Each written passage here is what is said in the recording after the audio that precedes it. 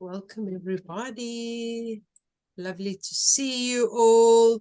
Maggie, Mark, lots of familiar faces. Matsalesi, Ayani. And you are welcome to leave your cameras on or off. Hello, Dunia. Lovely to see you. Dunia was on last time. You can sit back and relax tonight. Just letting a few more people in, and once everybody's in,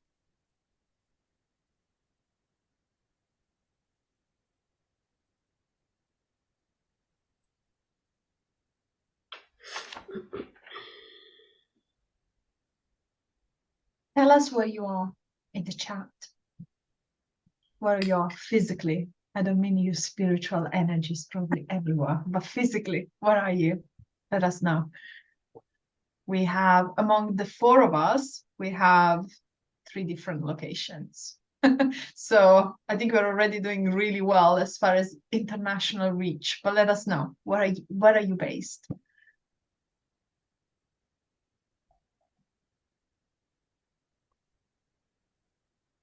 and Cape Town, Johannesburg, Somerset, Somerset West, London, Germany. Wow. Roma, that's Italy, of course. Ooh, Fatima, how do I even pronounce that? Help me. Bloemfontein. Thank you. South Africa. Thank you. And Lesotho. You would think that my pronunciation would be better at this point, but no, it isn't. Good. Wonderful. Welcome, everyone. Yeah, welcome, everybody. And I really think while we are waiting for people to arrive, let us just breathe into this evening. Let us just land in the space. Let us just turn off anything else that we're doing and just create a space for yourself. And so I invite you to close your eyes if you feel comfortable. Put both your feet on the ground and just connect with that beautiful earth energy, that lovely, supportive, grounding earth energy, and just connecting to that amazing innate intelligence of Mother Earth as we send our roots or our anchors deep into the heart of Mother Earth. And we just feel the heartbeat of Mother Earth, and we get a sense of this unconditional love that we can connect to. And the extraordinary thing about Mother Earth is her innate intelligence to heal, her ability to always transform, to transmute, to be able to heal the earth, heal the trees, the plants, the animals. And she just has this beautiful holding, healing energy. And we just feel into that energy as we connect and we ground our spirits into our bodies at this time. And as we grounded, we feel that beautiful earth energy up and down our spines, holding us steady, holding us securely. And then we center in our hearts. And from our hearts, we go up through the throat, up through the third eye, up through the crown, up to the highest point of light that we can reach. And we connect with that healing energy from source, the source of our creation. And we just connect with that beautiful high vibration, and we allow that healing energy to flow down, down, down, down into our hearts. And we allow that energy to flow in and around our physical, our emotional, our mental, and our spiritual bodies as we place ourselves in a bubble of light, but we also place this meeting in a beautiful bubble of light and protection as we share openly in this conversation tonight. We share with Janine and Shaka. We just open our hearts with curiosity and possibilities. And when you feel grounded and in your body, the bum's on the seats, and when you're ready, you can open your eyes. And a big, big welcome to everybody from wonderful places in the world. We really, really are a fabulous international group tonight, I have to say. So I'm very excited about this.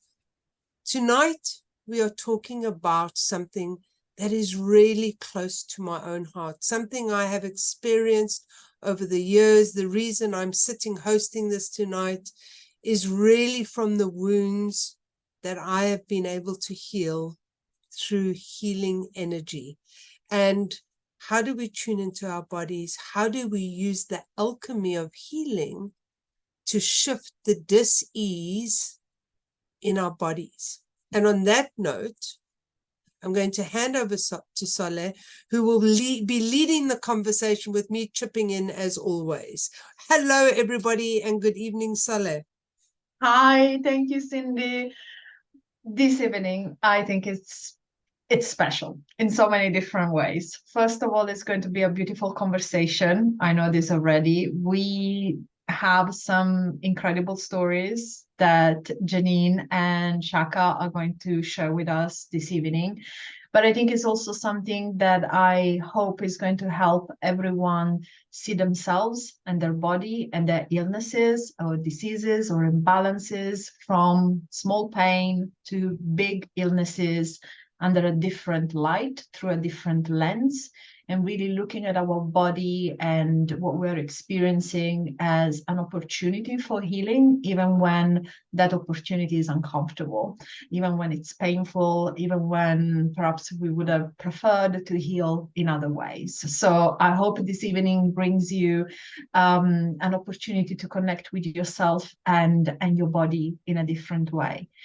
You know, there's going to be a beautiful conversation. Please stay until the end, because we also have a couple of extra things for you this evening, including some free tickets to join us in London and Cape Town for our upcoming open days. So stay until the end. And all of you are also already registered as attendees. Just keep an eye on your inbox, because we're going to send you a beautiful, beautiful healing meditation tomorrow with the recording. So we're abundant this evening. We're abundant. We have loads of stuff going on. And in the abundance of beauty and wisdom and wonderful energy, on that note, let me introduce our beautiful guest this evening. And I don't mean just beautifully physically, but just their energy you will see is just wonderful.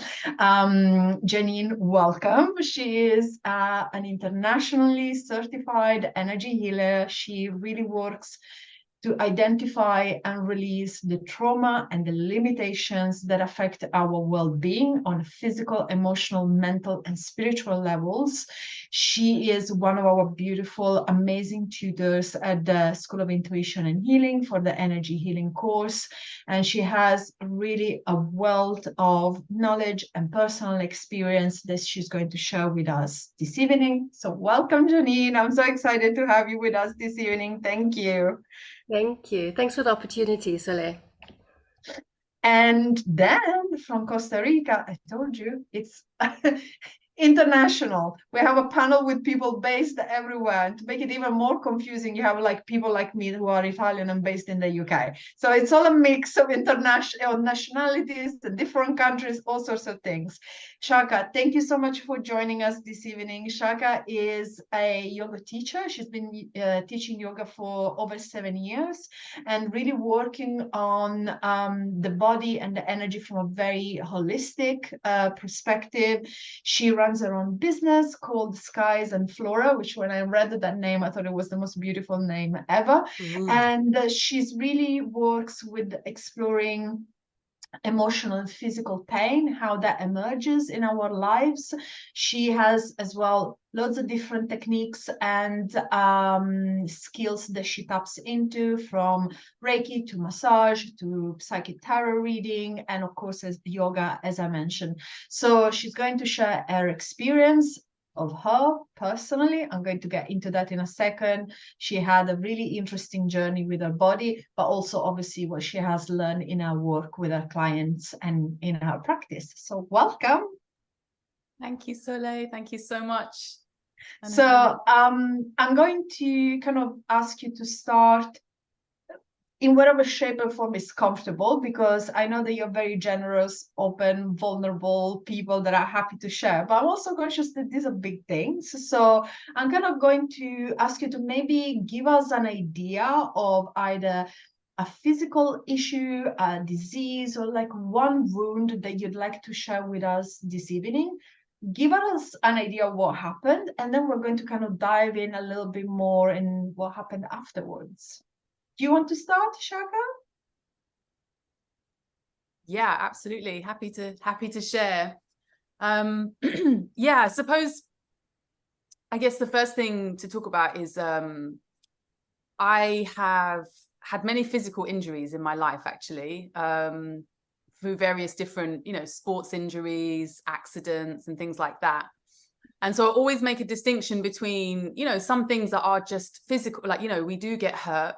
We do, we are human, and we're mortal. So we sometimes do get hurt. And I really have noticed that there's really a difference between those kind of, things that happen to our bodies, and then these wounds or issues or reoccurring chronic pain that comes up, and that they're very much a signal around like our emotional, spiritual well-being. There's something for us to look at. And so for me particularly, I had a particular issue with my lower back, and it was 3 years, just literally just battling through. And I guess I actually injured myself through yoga, doing something that I probably wasn't ready for, and I just was trying to throw myself around, and I think my body was like, no, you're not young enough for that anymore. And I think I always remember one of my yoga teachers telling me, one of my very senior experienced yoga teachers telling me that, sometimes we think that yoga is causing injury, when actually often it's showing us where our fault lines are. So actually we're working with the body, and then things come up during our practice and there's signals. And I think this particular one was also that case. And I had this lower back issue that I just thought was, lower back pain, and struggled with it continuously for 3 years. And it really wasn't until I discovered, made that connection, that it was something psychological, literally overnight. As soon as I made that connection, and I changed my approach, literally overnight, and I never suffered with lower back pain ever since then. Wow. Yeah, and it was really bad. Like I had sciatica. Sometimes I couldn't even get out of bed. Like it was literally debilitating. And yeah, I realized it was psychosomatic rather than an actual physical thing. And I knew that from I had all these therapies. I'd done acupuncture, massage, I did physiotherapy, and then it was like it jumped. So it was like sometimes it would be like, oh, if I stand up, it helps. If I sit down, it helps. So trying all these different things, and then realizing, yeah, it was psychological. It wasn't until I started to work in this way that, yeah, I had a massive transformation. Wow. So I have to ask you now, before I ask Janine about her experience, because I feel like one of the questions that people might already have is, okay, but how do I distinguish from the pain that is me being a little bit clumsy, or I don't know, doing any sort of DIY around the house, injuring myself, and then something like what you're describing that actually it almost doesn't have anything to do with the circumstances when it happened. How do you distinguish those two? I think a big way to distinguish it is to notice, is it chronic or is it healing? You know, like if something's kind of reoccurring, it sort of keeps coming back, you can't quite get over it and beyond it. I think that's kind of a signal that there's something to work on.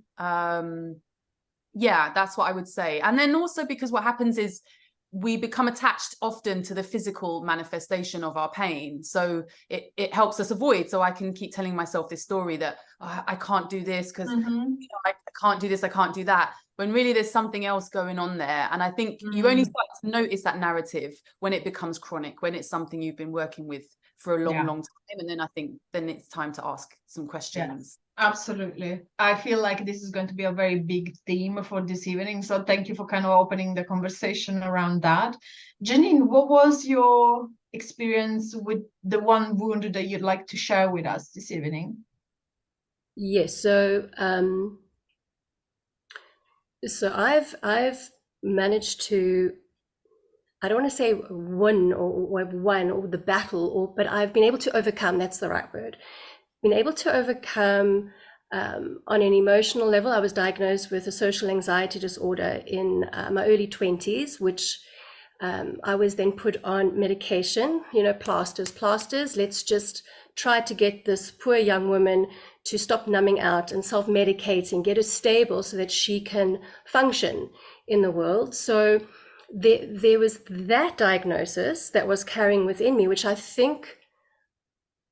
know was part of the reason why I then manifested rheumatoid arthritis, which is an autoimmune disease. So about 10 years ago, I started having pain in my feet, but I was very young, like 35, and it took a homeopath almost 9 months to send blood works away to okay, you've got something called rheumatoid arthritis. It's an autoimmune disease. I was like, what is that? Nobody in my family ever had an autoimmune disease. It sounded so terrifying. So I started doing some research. And at the same time, I'd actually just started on the healing course when I did it in 2013. So I remember getting the diagnosis on the Saturday morning as I got up to the Saturday learning, the teaching, to become a healer. And I'm like, how can I help people if I'm this rheumatoid arthritis around attacking yourself? And how can I help people if this has happened? So it was quite difficult for me to then become open and authentic to why this has happened. But the healing course really helped me start identifying, what is this all about? So with rheumatoid, if you don't know, it just becomes crippling. I had it in my hands and my feet, and it sometimes came into my jaw.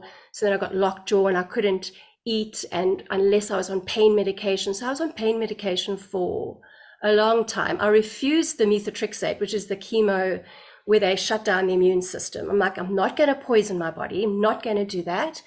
And so I tried all the other alternatives.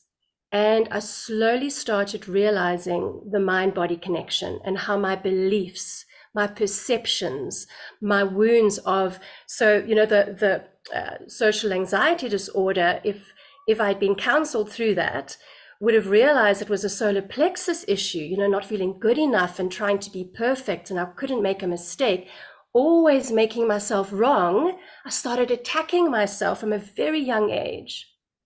My body started attacking very healthy cells. So that correlation was just mind-blowing for me. And that's when I started the journey of, okay, so if this is what's happening, what's happening in my energy body? What's happening? What are those emotions that are trapped? And for me, it was anger, deep anger, that I didn't even know I was angry. So you had to get really real. I had to get really real with myself. And so it took about 7 years. And I find that I actually go in 7 years. Mine wasn't overnight, but that was so appropriate as well, because I've learned so much about myself, life. I couldn't rush through it. It's been such a beautiful journey. Where I've never been this healthy before. I'm not on any medication, not even the supplements. And the pain is gone. If I get a niggle, it's like, okay, where am I at? What are my judgments? What are my expectations? And it's allowing me that message in the moment just to breathe, come back in, use the tools, and then the pain goes. So for me, the body has become my friend, really. And I listen to it now. So yeah. And that's the thing, what really is interesting to me from what you said is that you started experiencing in your body something that you didn't even know existed. So when we think about body-mind connection, you know, we think, oh yeah, I made myself sick with this flu, or made myself sick being stressed, or I gave myself back pain, or whatever.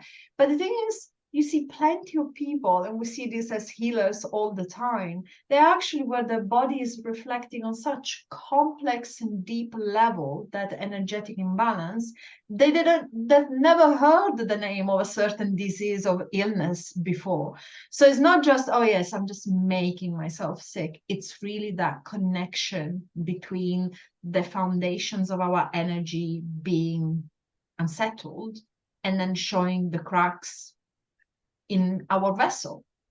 So Yeah, I thought that was super interesting that you didn't even know what that was. No, I've never heard of that before. But you know, it was interesting. So when I was diagnosed with this, then I was supposed to like let my medical aid know I've got this chronic illness and their benefits. I was like, there's no ways I'm having this for the rest of my life. Are you joking? It was just not going to, that was not going to be part of my narrative. I never let medical aid know. I didn't take the benefits because I knew I could, I don't know what, I just knew I could beat this. And I think that's what I really realized, that the power of your beliefs are incredibly powerful. Incredibly, and yes, so. And Shaka, you were saying earlier how sometimes our illness, our wounds become something that we kind of nurse as our best friends and babies, and like we keep them close and they become part of our identity. Yep. Did you also have a moment where you, like Janine, felt, no, this is not going to be me forever. I'm just going to look at this from a different perspective. Were you lost? Were you convicted towards like making a change? What happened? I don't know. It took me, my healing took place overnight, but I think that journey to that place took years. Yes. Because I think it did become my identity without, I didn't even realize that it had, because I was just that person that, oh, I can't do that. No, I can't do forward bends anymore. Oh no, I can't do this, this part of the practice, it was just like this way, like, I can't sleep like this. I have to stand up doing that. And it just, that just became my life. Like that was it. Like you say, it becomes your identity. And I didn't even realize. So I had kind of, I guess, reconciled to a point.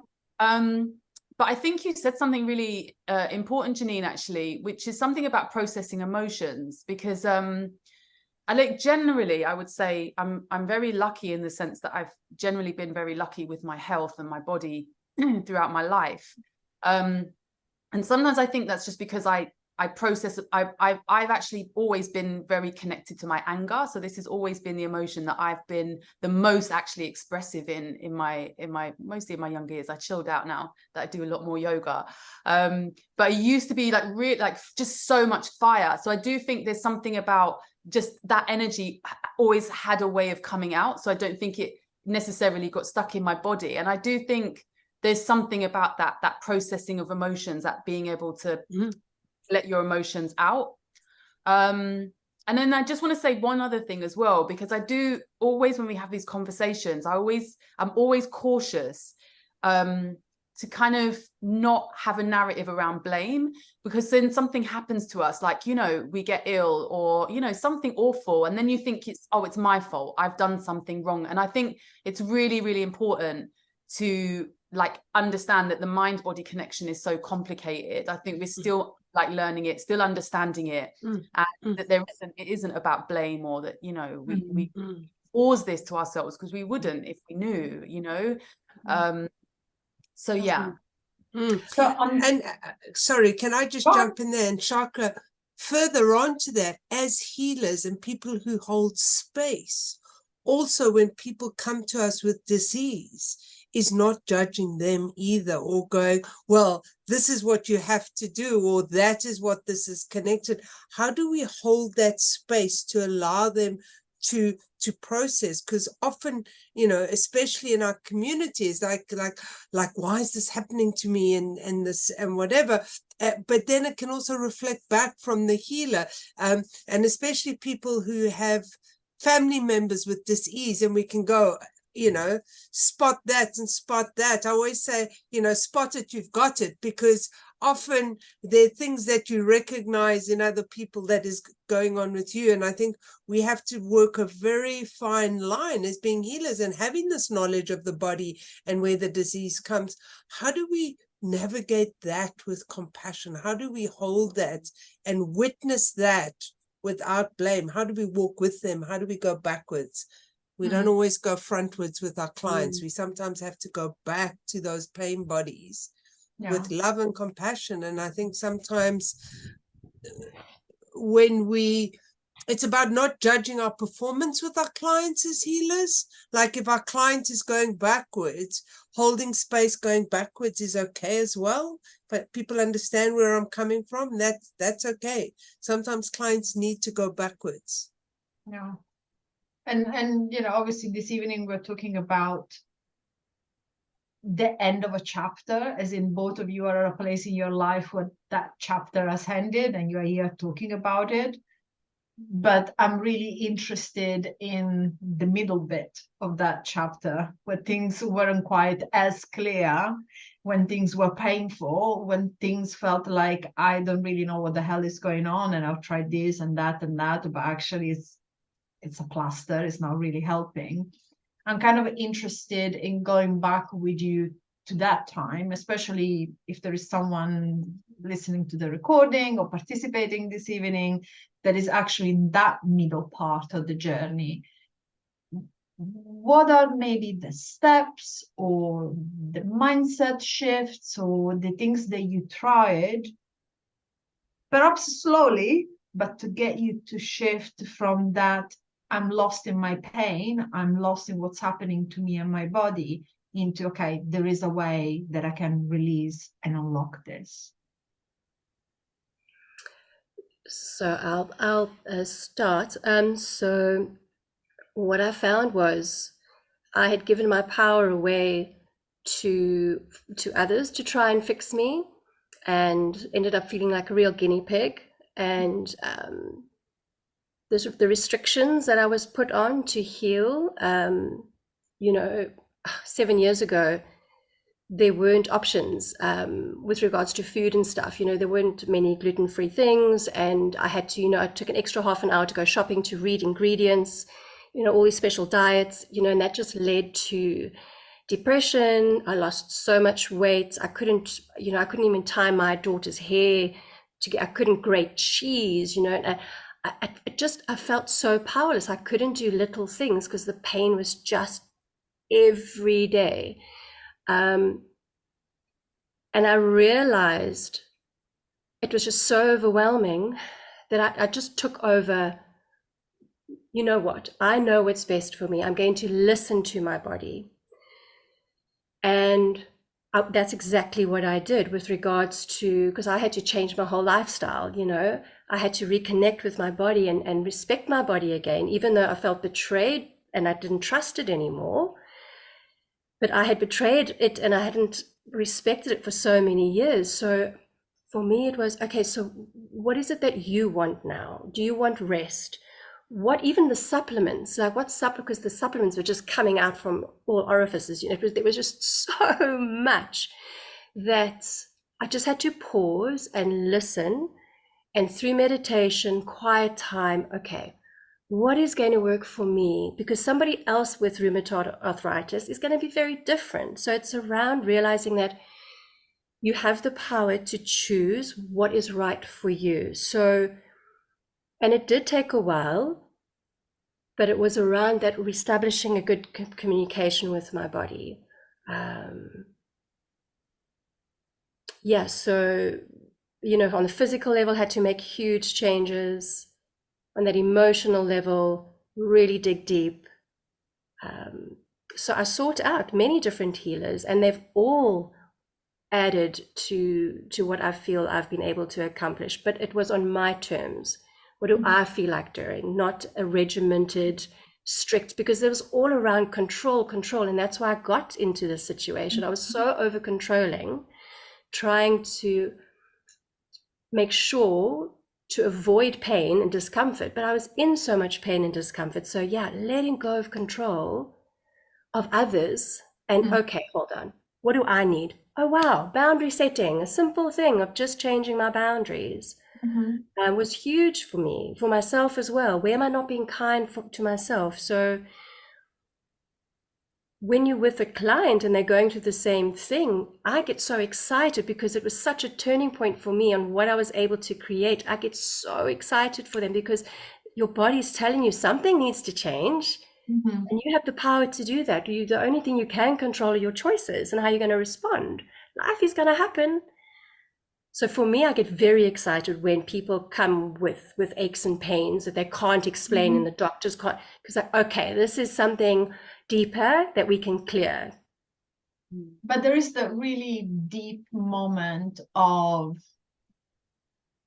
I mean, for me personally, when this happened to me, I had a moment, it felt like everything was so quiet and so silent. And I realized I've been such a bad keeper of myself. Like I really moved forward and I left myself behind. And there was a stillness in that moment where like, there wasn't anger, there wasn't disappointment, there was a complete stillness of the stark reality of, you've done a really bad job at this, and you need to do a much better job at it. Not in a judgmental way, but just, you know, objectively, like all of these things that you feel you have accomplished, actually, they came with such a high price for you. Like you haven't really protected and honored and respected yourself. And then building trust, as you were saying, back, trusting yourself and trusting your body, and shifting that narrative that I'm the one that was let down, but actually you are the one letting yourself down, shifting that dynamic. It's really hard, because you need to take responsibility, but at the same time, you need to be compassionate. You need to look forward to change, but you also need to be patient. So it's a hard moment. And I really remember for me when it happened, and interestingly enough, it was also back pain, that everything really stood still for me in that moment of realization. Did you have a moment like in that central part of the chapter, Shaka, did you also have this moment of, okay, I need to reconnect with myself? Did you have a similar story and experience? Yeah, I think it's so powerful what you just said, Soleil, which is that somehow there was a part of yourself that got ahead of yourself and that left the other part of you behind. And I think that's why it's so important. And particularly as well, just coming back to what you said as well, Janina, you've got to listen in, because so often we're so used to, you know, that disembodiment where I'm up in my head and then, you know, I'm controlling, and the kind of the controller in the head part, and then we forget our bodies, and actually our bodies are giving us signals every day. No, I need to rest, I need to sleep, actually I want to eat this, actually I don't want to eat that, or whatever it might be, if we're listening to these subtle signals. And yeah, I think coming back to your question, I mean, I really didn't have that moment. Like I didn't know, it took me such a long time, is what I'm saying, is to get to understand that my body was giving me a signal. And for me, I think it was slightly different in the sense that I think what I had was repressed emotions. So I had repressed things that I was just tucking away in my body without realizing. I didn't even realize that that's what I was doing. I was just tucking these things that I didn't want to look at into my body.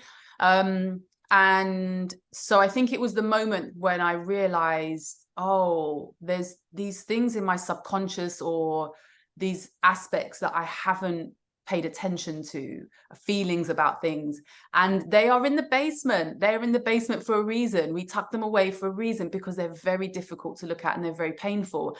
And actually, sometimes I think what I learned through my back pain was that my body would prefer to deal with physical pain than it would prefer to deal with the psychological pain.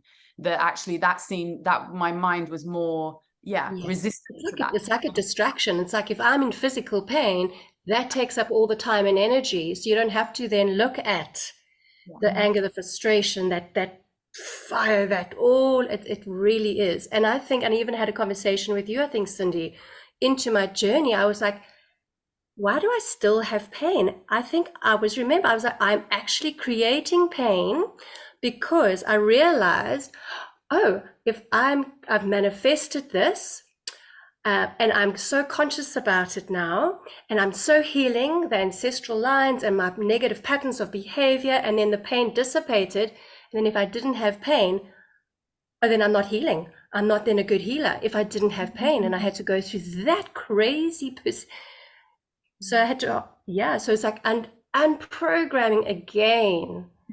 Why am I doing this to myself? What am I trying to prove? I'm still trying to prove that I'm a good person. So I had to stay still and I went backwards. And that's okay, because I got a deeper level of understanding of how complex we are. It's Janine, really not simple.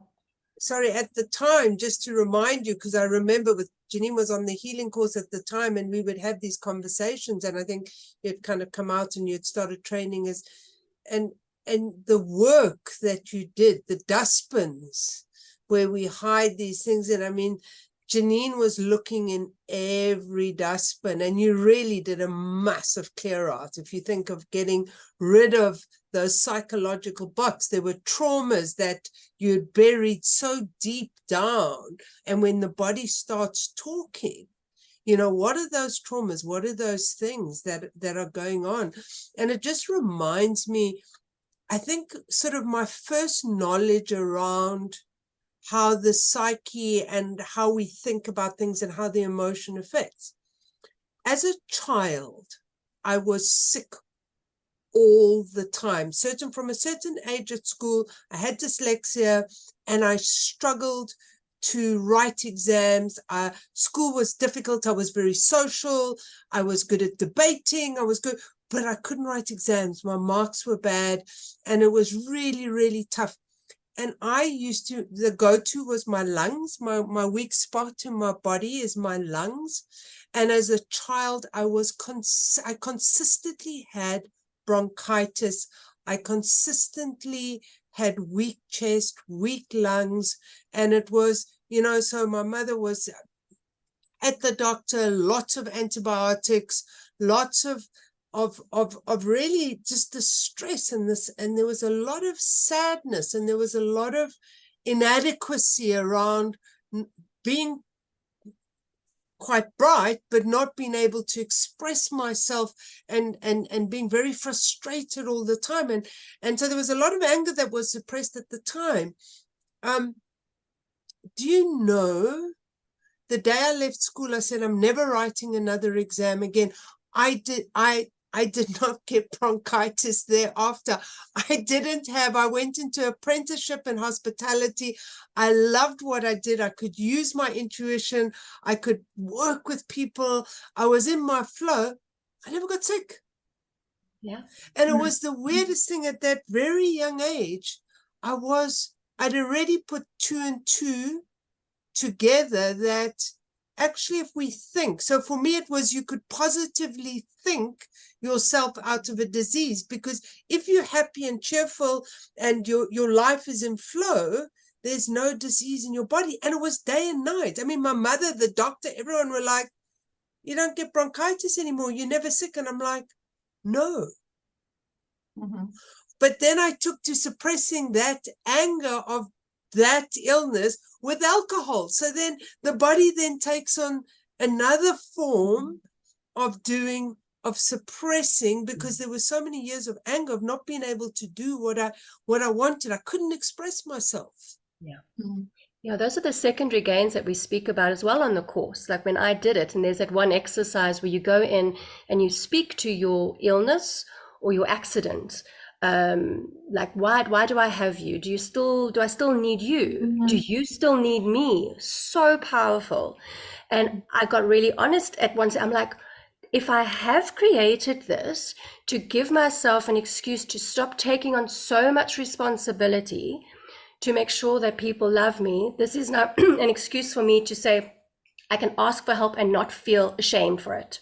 I have an excuse for not being able to, and I would hate being put into situations that I did not enjoy as a child, but I was forced to do it, and happy and all this unauthentic nonsense. So as an adult, I was in that pattern. I would just do it. And I'd also turn to alcohol just to numb out the fact that I didn't want to, but I forced myself to. I'd never used my voice and said no, because I felt I had to do it. So then I thought with the rheumatoid, wow, so if I'm in too much pain to go out, nobody's going to think anything bad of me. That's my excuse to stay at home. And then I had to think about that. And there was a little bit of that as well. So it's so interesting how you don't think you know what I mean? It's many different facets actually then come to the manifesting of your specific illness or disease. And that's why it's so beneficial to look at the metaphysical reason for it and go, it is so valuable because you see your trauma and your wounds and your limiting beliefs. And there is a slightly different situation when the body helps us with what we're going through, which is illness or trauma that comes specifically to either close or release something, which I know I can guarantee you everyone here has experienced. Is the typical thing when you work a lot, you're very stressed, and then you go on holiday. The first or second day on holiday, you get sick. And we all had that. I think everyone had this, right? So in Christmas, right? Whether it's Christmas, whether it's the expensive holiday that you've been looking forward to for months and months, we're so stressed. We're trying to get ready. There is that build up, and then the body uses illness to release something. I've seen this to some incredible extents. I had a client at a certain point who was physically in a very challenging situation when someone grabbed both of her wrists, and she did, and of course it was horrific for her to being attacked that way, and she did a lot of her emotional work. But you know, sometimes there is something that is sitting in the body that hasn't been shifted yet. She had an accident. She broke both wrists at the same time.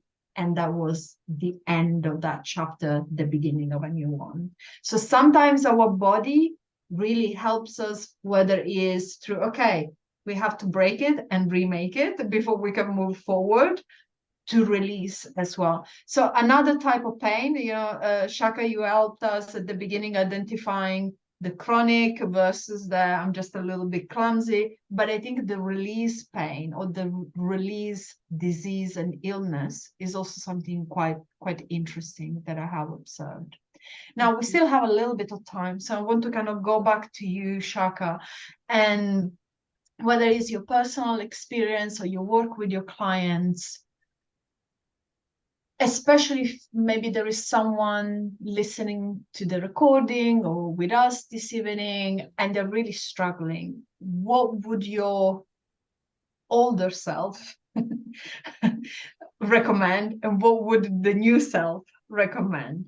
Like the different parts of you coming, you know, to give us advice on this journey, what would you say? Yeah, I think the older self would be like, push through, come on, you can do it, just keep going. You know, just ignore that, that's nothing, you know, just keep going, like, you know, just come on. I think that would be the older self, is just push through, break through. But then on the other side of that, I think new self, there is something about the determination to be well. And when you say thinking about like some of my clients, so I teach a long COVID class as well. So I teach well, I cover, it's not my class, so I just occasionally step in. And these are people that are suffering from basically the long effects of COVID, who had and are still, and their symptoms are always just so, like, it's a constant journey of learning. Oh, what makes it worse? What makes it better? Oh, I did too much. Oh no, I feel really good now. This is great. I'm on a roll. And then like, oh no, crash back again. And I can see like their whole journey. And yeah, I mean, when I'm talking about, they're right in the middle of it, like right in the middle of that journey of like, will I actually ever heal? Like, some of them have been sick since the beginning, since 2020. So for 3 years, like working with this and literally trying everything. Is it this? Is it that? And I guess, I think that advice is just that determination to be well, to keep that space of hope. I think, what you said, I can't remember if it was you or Cindy or Soleil, I think, but just in terms of that, like you said, that balance between being really determined in that desire to be well and get well and follow the signals. And even if you're going down a dead end or a blind alley and you're like, oh no, that don't work. That's no, it's not that, and then you're kind of, so it's kind of letting the body make you follow you all of these different places of like this journey of getting well, but then also just being really compassionate and patient, because it can just be, a case of knocking on different doors, and you'll find that door that opens for you, and that can just take a long time, and it can, you have to be really patient. I also think it's really important to hold a place of hope that that miracles happen, spontaneous healing happens, that wellness is a reality and a possibility, as well. But it is a journey, and it can be so frustrating, like, when you're talking about when you're in the middle of it, you're feeling the pain, and then also that feeling of like there's something I've done wrong, and then the whole narrative around your pain. So there really has to be a compassionate voice, patience, kindness, softness. Like now I think that's the difference. My old self would be like, power through, come on, you could do it, like push through. And then my newer self is like, take rest, lie down, take time out, be soft, be gentle. Yeah. And indirectly you referenced something, I don't know why this kind of connection fired up in my brain between the only 2 neurons that I have left, but there is something about also the environment that you experience illnesses in. So whether it's people making you feel like a victim, making you feel like it's your fault, making you feel like you're unreasonable, but it can be extremely isolating to be unwell.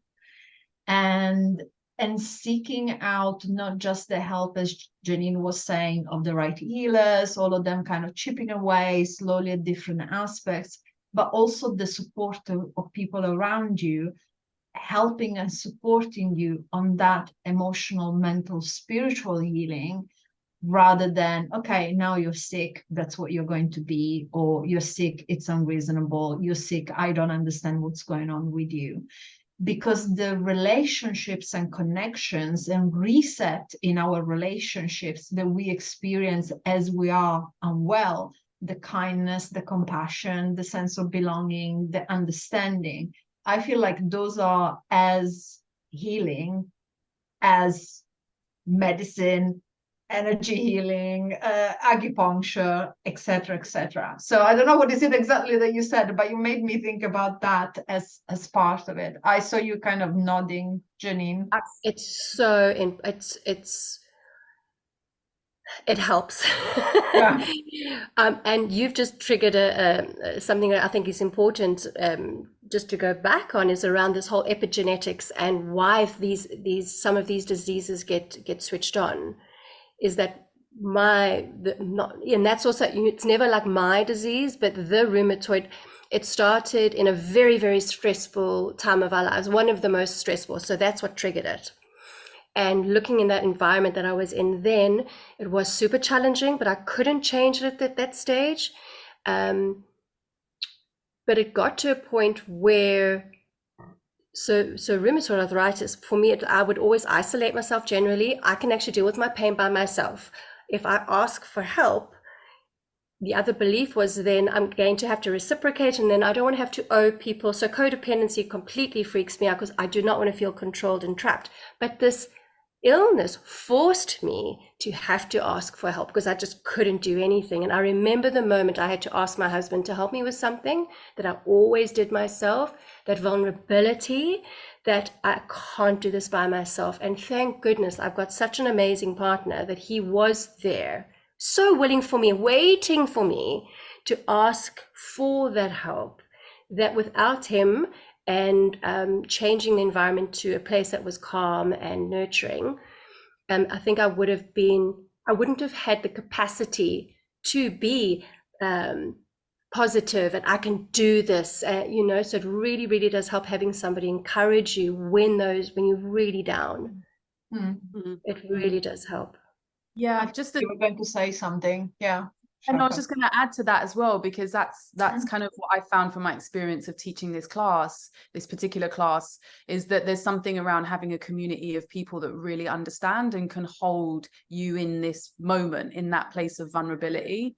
Because like you say, being sick or being ill, it is incredibly vulnerable place to be, especially if you used to doing things yourself, you're very self-contained, like it's really, really hard. And then, like you say, some people just don't understand, you know, particularly with illnesses that are invisible, like rheumatoid arthritis. People don't necessarily, you know, straight away, you know, read that you're ill, and then you have to sort of explain, well, yeah, I can do this, but I can't do that. And then it's like, oh, then no one you know, then it's a really difficult to navigate. So yeah, you feel quite alone. You feel very, very, very alone.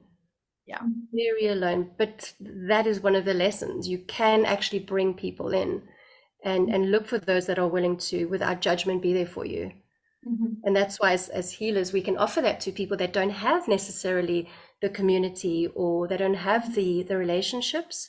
We can offer that to them as healers and help them move through, what are your limiting beliefs? What are the trapped emotions? You can, and just that awareness that that is happening starts the shifts already. Yeah. So we have a question, which is a really good question, and we're going to go back to that in a second. But we have a few minutes before we wrap up things with question. Well, I don't know, Cindy, if you want to kind of bring the evening to a close, because I feel there is so much that we've talked about. And the one thing that I'm really, really grateful to I don't want to call you speakers, to our friends this evening that joined us, is how you really helped us normalize being unwell, and how it was horrible when it happened, but also that there is hope in shifting out of that situation. So I'm very grateful, because I feel, you know, especially in the holistic spiritual community, you know, we're all young, fit, and, you know, perfect, right? Not really. But, you know, so I appreciate you bringing your stories, you know, a yoga teacher that says, oh, you know, I couldn't do this, I couldn't do that, I couldn't bend down. I mean, I feel like it really makes things quite real for all of us. So I really appreciate that. So we'll take questions in a second. But Cindy, I just wanted to hand over to you to kind of bring to a close part of this discussion. Sure. So really what for those of you, and a lot of our healers are on our healing students, but really, you know, if you are interested in our 2-year healing course, we're going to be live in London, we're going to have live in Cape Town, and an online course starting kind of consecutively next year. So please reach out to us. You can have a chat and reach out to Natalie. But the other thing I want to do before we go into Q&A is also to mention we're giving away 5 free tickets for London open evening tonight, and we're giving 5 tickets for Cape Town. So if you, I've got it here, if you just send an email, sorry, Shaka, you can't come because you're not going to make it. Cape Town is on Sunday this week, and London is on Tuesday the 5th. In Northwest London, Central London. If you are interested in coming, please type London or Cape Town. If you're in those destinations, sorry for you that aren't.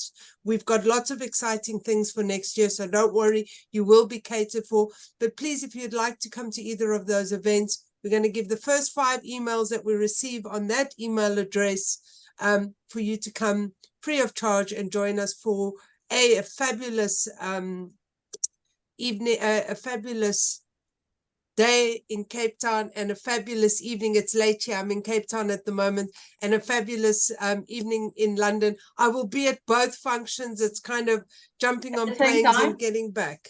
Huh? Will you be at both of them at the same time? You know what? I'm working on astro traveling and being present, but I haven't got there yet. But it is, yes. Thank you, Cindy. Thank you so much. And, you know, please look out for that recording email coming your way tomorrow, because there is a beautiful cellular healing meditation that I really recommend. Absolutely beautiful. Plus loads more information about the healing course and the events. But we have some lovely questions. So I'm just going to share with everyone. Did you read anything that helped during the disease times? And then we have another question saying, any book recommendations on this interesting subject? I feel 2 different ways of asking the same question. Yeah, definitely. Can I just, yeah, for me, it was a book that actually changed everything. That was the turnaround. I read a book called, gosh, it's so terrible. It's the most life-changing book I've ever read, and I can't quite remember it, but it's I'm sure it's like Healing Back Pain, and it's like this tiny little book, and I'm sure the guy's called Dr. something Forno. I think it might be Forno. I think, yeah, it's called Healing Back Pain, and it's really interesting. So he talks about back pain, but he also talks about autoimmune conditions. He also talks about asthma, fibromyalgia, and other kinds of you know, basically, and he says that all this, he calls it this thing called TMS, which is basically the way that's Dr. Sarno. I read his book as well. Sarno.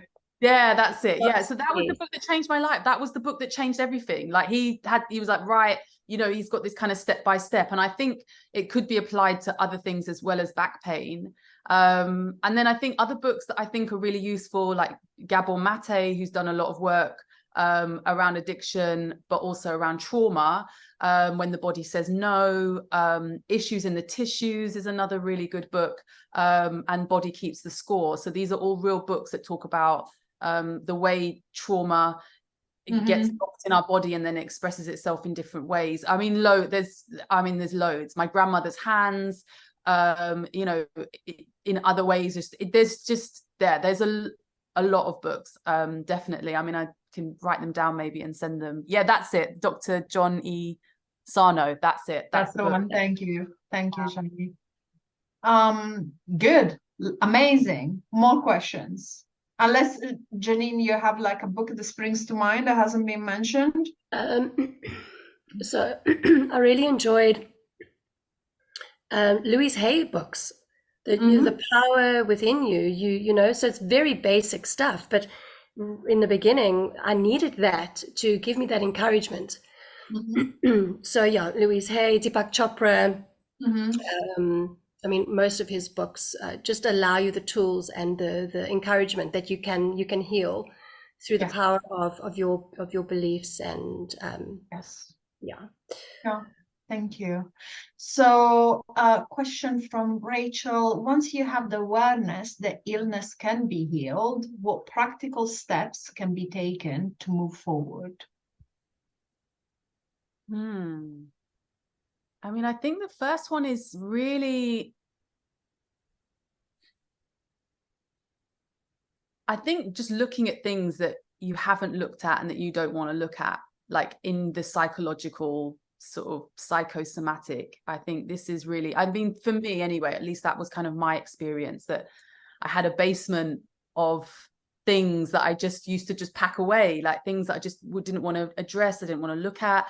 And they're about like kind of relationships, how I'm showing up in relationships, how people have treated me, how I feel about myself, things that have happened in my childhood. Like there's just like this little basement of things that just goes, oh, it just goes in there because we don't want to look at it. It's inconvenient. It sort of doesn't feel like, it's too messy. I don't want to look at that. I don't want to feel like that. And it's kind of like wading through all of that stuff.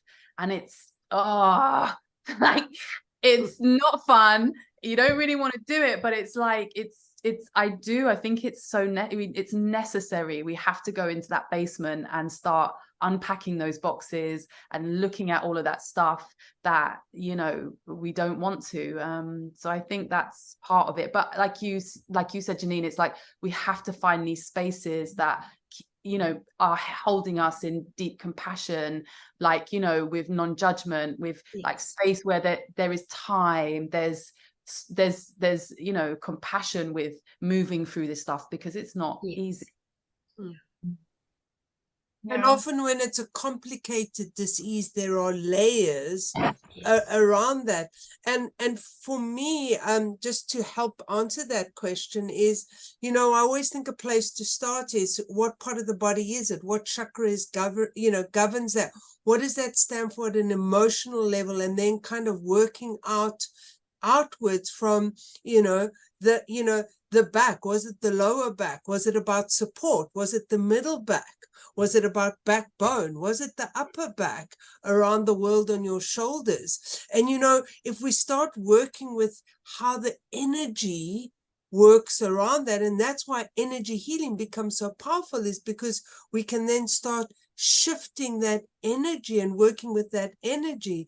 And then often the mental body comes up and the spiritual body, but really the steps would be is to work with the energy around that wound and become super curious with love and compassion. Shaka, love and compassion, you know, be gentle with yourself, but become curious around what lies under the wound, because the wound is really telling us something. And where is it? Is it on the skin?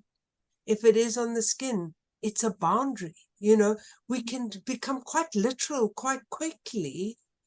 And that might be a mother boundary. It might be a lover boundary. It might be all your boundaries. Generally, if one is shocking, they're all shocking.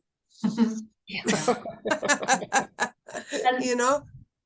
Yeah. And something that I often say, you know, when you are dealing with a big pile of poop, and, you know, you've been dealing with that big pile for a very long time, you almost demand a big solution, you know, the big shovel that just shovels all the poop out of the way, especially if you've been stuck and suffering and in pain for years. You know, you wanted the answer to be quite magnificent and life-changing, and the one thing that is going to, you know, get everything sorted. But the reality is probably a collection of habits and tweaks and changes and chipping away. And when you get up in the morning, just and you're like, all things. Yes. Like, I'm not in pain. Like, yes. But that is the combination of 1,000 small actions that you yes, it really is. 1,000 opportunities for healing. Some of them might be bigger and more significant, and maybe you remember them. Maybe it's a book and you think, oh yes, that really gave me so much clarity. But that book would have been nothing without everything else prior to that. It would be a pile of paper and nothing more, right? Okay, one more question before we go. Yes, Cindy. We need to ask that question. We need to ask that question. Because Saskia asked a really powerful question. How do you navigate an injury that you caused to yourself through long-term substance abuse, alcohol, smoking, etc., which then results in cancer? This is such a deep, complex, just beautiful question. Who wants to answer, or at least kind of put a bit of context and information around that? Cindy, you want to start? So I'd like to stop before it results in cancer, because it's something that happened with myself around alcohol abuse and smoking. So those of you who know me well, there was a time where I drank for the first 40, well, from 13 to 40, drank for my whole life. I've done it. I got there. I got to a place, and it was actually the start of my healing journey. The dark night of my soul, a night in jail, through driving a car. What was fascinating around healing that was finding the cause that started that, going deep down into that. And it was so literal around my alcohol. And I want to just get very literal, because sometimes these things are cause and effect. And I spent 6 months in therapy around my alcohol abuse. In fact, with Sue Allen was my psychotherapist at the time. So we did psychotherapy with healing. And it resulted in that I needed to suppress my sexuality with alcohol because of my relationship with my father. We loved each other so much, I didn't want to tell him, because he was homophobic and he didn't speak to his sister for 10 years. When I came out to my father, the whole world knew that I was gay. But when I came out to my father, I was 38 years old, and I kept it a secret from him. Do you know? He still loved me. He didn't want to say. He knew from a very early age.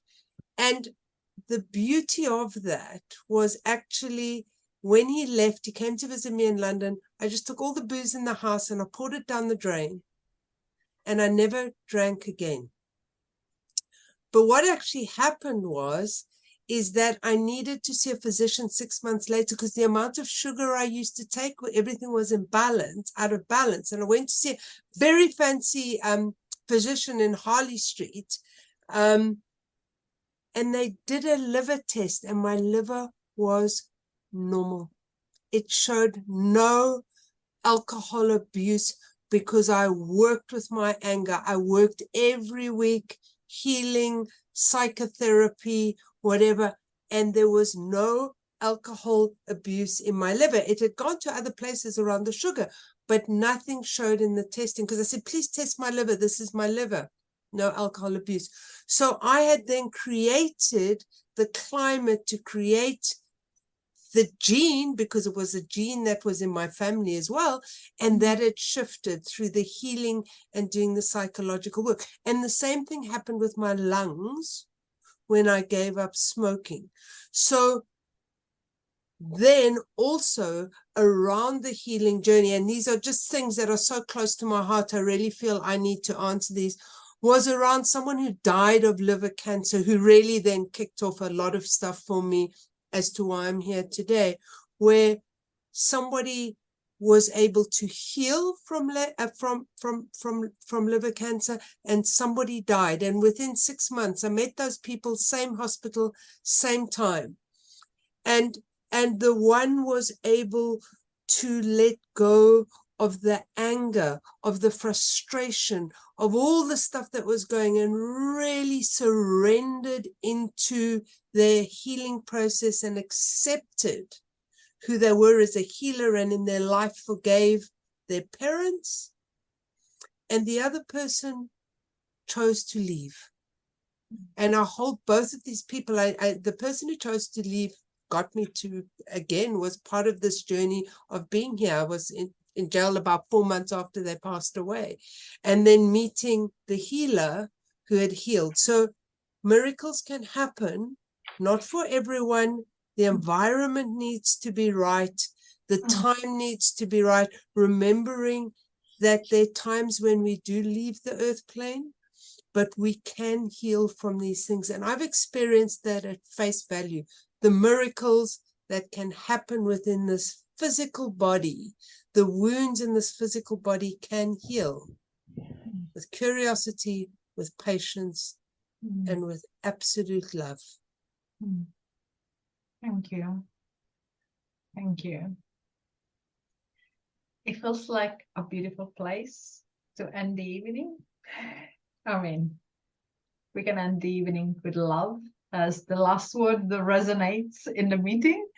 Thank you so much to Cindy, to Janine, to Shaka for being here this evening. Thank you so much for being so open and generous and vulnerable, sharing your stories, sharing the ups and the downs and everything in between. Really appreciate it. Thank you so much. And thank you everyone for sharing an hour or so your time with you. And we'll see you again very soon. Thank you. And Sole, thank you for hosting so beautifully tonight. That was lovely. And Janine and Shaka, thank you so much. If I don't see you in London, I'll see you in Cape Town. If I don't see you there, text me, send me messages. I love you all.